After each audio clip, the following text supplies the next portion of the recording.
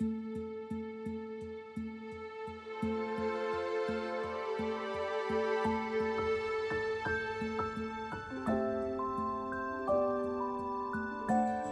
purpose of this project is to empower the young people with skills which can make them earn a living after they undergo through a course in leatherwork.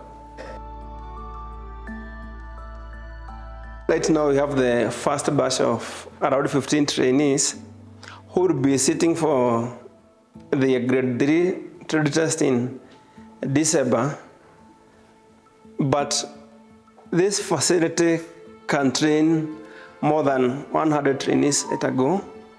And actually the governor of Nyeri County, His Excellency H.E Mutahi Kahiga, had promised to sponsor 100 trainees to undergo this course for free.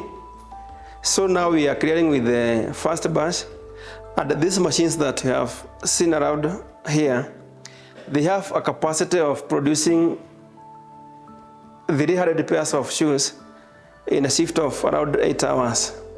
So in one day, they can produce more than 300 pairs of shoes.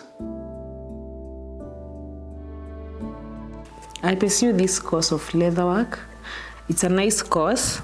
It does not consider the gender. Even the ladies can also do it because it's all about commitment and passion.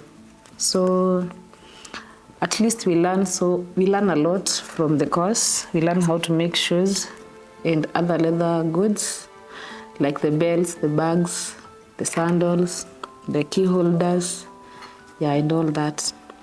Second, I want to thank the governor because of giving us this chance. At least the youth can pursue something and learn something out of this.